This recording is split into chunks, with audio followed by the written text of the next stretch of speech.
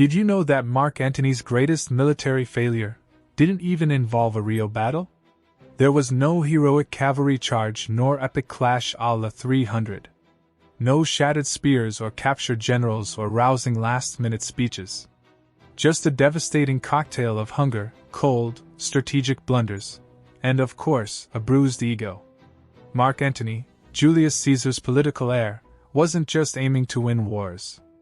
He wanted to be remembered as a new Alexander, a conqueror of the East, a man who could dominate not just territories, but hearts and headlines. And what better stage for that performance than Parthia, the very same place where Crassus had lost both his dignity and, famously, his head? But unlike Crassus' spectacular flameout, Antony's campaign wasn't a noble tragedy. It was a slow, embarrassing collapse, one where the enemy barely had to lift a finger. Cold and hunger, wobbly allies and logistical nightmares. A series of decisions so questionable they'd feel right at home in Don't Look Up, if it were set in ancient Rome. And the cherry on top? After all of this, Antony had the audacity to pretend he won. A fake triumph in Egypt. Crowns handed out to half royal, half political offspring. A theatrical rewrite of the narrative, while back in Rome, Octavian was setting the stage for one of the most effective political takedowns in history. So stick around until the end, because this isn't just the story of a failed military campaign. It's the beginning of the end of an era. A masterclass in how ego, public image, and bad politics can turn one tactical misstep into a full-blown collapse. And maybe, just maybe, the most theatrical defeat in all of Roman history. But before he crossed the desert, Antony crossed an invisible line, the one drawn by ego.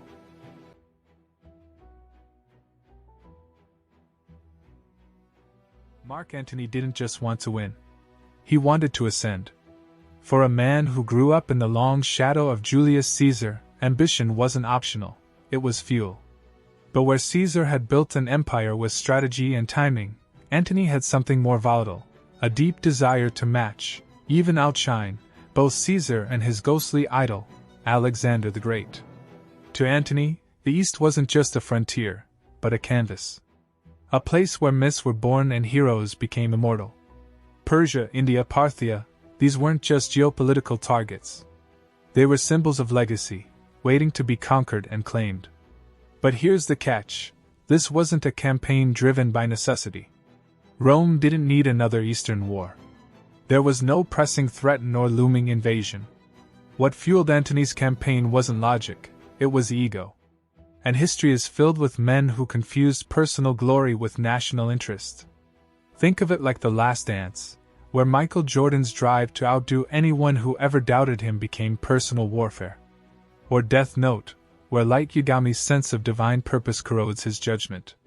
Or Narcos, where Pablo Escobar trades smart moves for bold, ego-driven recklessness. Antony was playing that same dangerous game, not for Rome, but for the legend he saw in the mirror. He wasn't just trying to defeat the Parthians. He was trying to become something. The new Alexander or the better Caesar.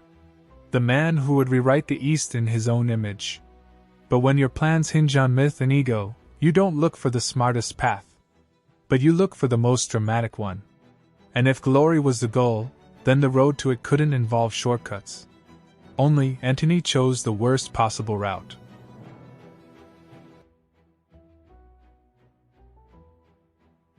So, here was the plan: avoid Crassus' route, march through Armenia, and catch the Parthians off guard. On paper, it actually sounded reasonable. Crassus had gone through Mesopotamia and got decimated. Antony thought, let's be smarter. Let's flank them. Bold strategy, right? Except he forgot one crucial detail: logistics don't care about ambition. Antony's route through Armenia looked good in a strategy room, but it was a nightmare on the ground. Harsh terrain, long supply lines, unreliable allies. The kind of environment where even modern armies would struggle. And we're talking about 1st century BCE boots on the ground, without Google Maps or heated tents. To make things worse, Antony put too much faith in the local Armenian king, Artavasdes II. He promised support, troops, and guidance, and then ghosted. just vanished with his forces when Antony needed them most. Imagine queuing up your entire army in total war, Rome too, hitting end turn, and your strongest ally just flips sides. That's what happened. Then came the real disaster, the supply convoy. Antony sent it ahead to stockpile food and gear, but Parthian raiders ambushed and destroyed it. Boom. Gone. Now you have an army of 50,000 Roman soldiers stranded in mountainous terrain, freezing at night, starving by day, and still no major battle fought. It's like Frostpunk with togas, survival mode kicked in hard. And let's not forget, all of this suffering wasn't the result of brilliant Parthian tactics. It was self-inflicted. Nature, terrain, and misplaced trust did what no enemy general had to. The Parthians barely lifted a finger. They just watched Rome implode on its own hubris. The campaign that was supposed to be Antony's masterpiece? It was turning into his punchline. Defeated by hunger and weather, Antony limped back to Egypt, and what he did next turned tragedy into theater.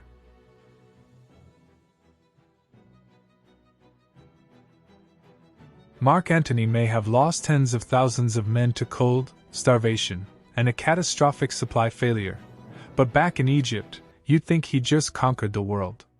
Rather than returning to Rome in shame, like any other Roman general might, Antony staged something different, a performance. A triumph, not in the streets of Rome, but in the lavish courts of Alexandria. No senate, no consuls, no triumphal arch. Just silk, gold, Cleopatra, and a carefully crafted narrative. This wasn't just political spin. It was full-blown propaganda. Antony presented the donations of Alexandria, a public spectacle where he handed out territories to his children with Cleopatra. Not symbolic honors. Literal kingdoms, Armenia, Media, parts of Syria. To toddlers. It was the Roman equivalent of Oprah shouting, "You get a crown! And you get a crown!" And the people of Egypt? They loved it. Crowds cheered, music played, Cleopatra looked divine. The optics were dazzling. But from Rome's perspective, it looked like betrayal. It wasn't just that Antony lost the war. It was that he came home and acted like a god. To Roman conservatives, this wasn't theater, it was treason wrapped in velvet. It's the kind of move you'd expect in the Hunger Games, where the capital dresses up disaster as spectacle. Or in Don't Look Up, when a planet is about to explode and the politicians are busy throwing press conferences. Antony didn't just bury the truth, he drowned it in wine and incense. But while Antony was giving out crowns and writing his own myth, someone else was writing a very different story. In Rome, Octavian didn't need costumes or parades. He had rumors. He had narratives. And most of all, he had patience. Because while Antony handed out kingdoms like party favors, Octavian was handing out doubt.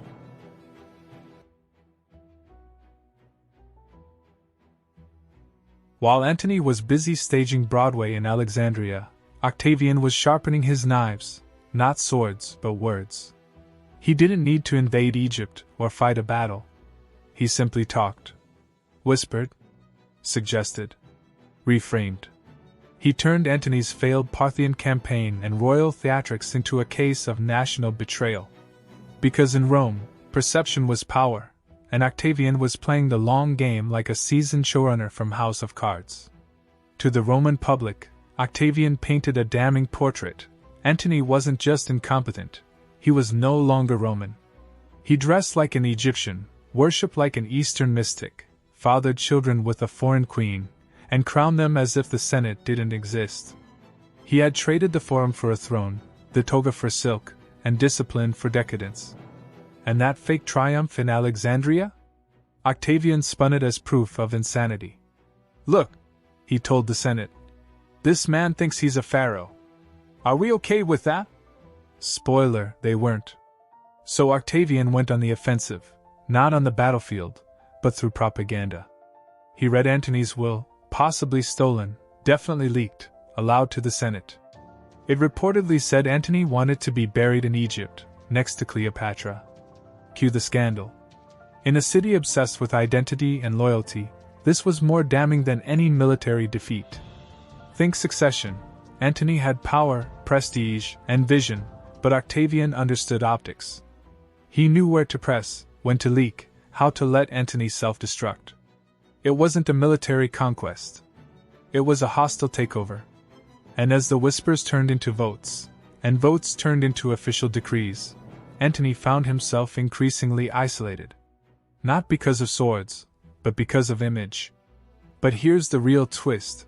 Maybe Octavian didn't even have to try that hard. Maybe Antony's grand plan was doomed from the beginning. Hey, Discovers, real quick before we dive back in, I've got a small favor to ask. If you're the kind of person who loves a good story, the real ones, with epic battles, wild mysteries, unforgettable characters, and lessons that still echo today, then this channel is for you. Hit that subscribe button and join us as we explore history in a way that's curious, smart, and surprisingly fun. Because understanding the past has never been this interesting.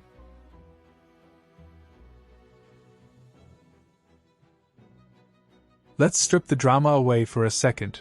No Cleopatra, no crowns, no Octavian whispering in the shadows. Just the cold, brutal reality of the Parthian campaign. It was a failure from day one. Not because of bad luck or overwhelming enemy strength, but because the plan was fundamentally broken. From logistics to leadership, Antony built a war effort on a house of sand, and Parthia provided the storm. First, the strategy. Antony set out with over 100,000 men, including 16 legions and thousands of cavalry. It looked impressive. But the route? A logistical nightmare. Marching through Armenia into Parthian territory meant long, exposed supply lines and terrain that even seasoned Roman generals didn't fully understand. The terrain wasn't just harsh, it was unforgiving. Think of Anda's prison arc or 1917's endless race through enemy territory, only with no clear objective, no stable alliances, and no plan B. Second, the allies. Antony relied on King Artavasdes of Armenia for troops and support. But Artavasdes, sensing the storm coming, bailed mid-campaign. Trusting unstable allies to hold your grand plan together? That's not strategy. That's wishful thinking. It's the Roman version of trusting mercenaries in the expanse, and wondering why your spaceship blows up. Third, logistical blindness. The Romans weren't prepared for desert warfare. The Parthians didn't need to defeat them in open battle. They just cut off their supply lines and waited. When your men are freezing at night, starving by day, and you've marched them into a wasteland with no exit strategy, that's not war. That's slow-motion collapse. And then, perhaps worst of all, narrative control. Even after the disaster, Antony refused to admit defeat. He rewrote the story. Decorated the ruins with crowns. Tried to sell the world on a lie. And in doing so, he lost the one thing no general can afford to lose: credibility. So yes, Antony didn't just lose a campaign. He lost the ability to command, to convince, to lead. The battle wasn't just military. It was psychological, political, and personal. But what does this teach us? That military defeats can be forgiven.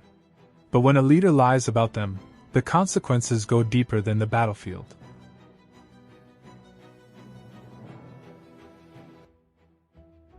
Mark Antony's Parthian campaign didn't mark the end of his career. Not immediately. But it did something far more damaging. It began the end, slowly, quietly, and inevitably. It wasn't just the soldiers lost or the supplies burned. It was the erosion of trust, the unraveling of credibility.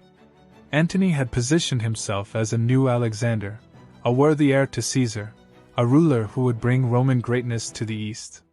But when the dust settled, all he had to show were empty boasts, half-frozen legions, and a golden stage back in Egypt. And instead of facing the failure, he performed around it.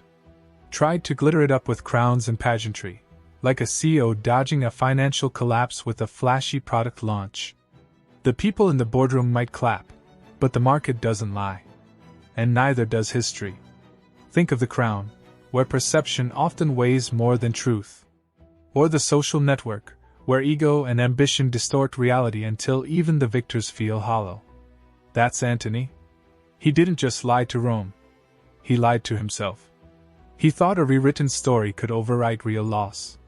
That public spectacle could hide private ruin. But Rome wasn't fooled. Nor were his enemies. Octavian saw the cracks, and he pressed into them. The soldiers who had marched and suffered knew what had really happened. And the Senate, already skeptical, now had proof that Antony wasn't the man they once thought he was. In the end, the Parthian campaign wasn't just a failed invasion. It was a case study in leadership gone wrong, in what happens when ambition outpaces reality, and when pride keeps a man marching long after the road has disappeared. Maybe the real failure wasn't losing the war, but refusing to accept it was lost. Because sometimes, an empire doesn't fall with a bang. It crumbles quietly, the moment a general stops leading and starts pretending.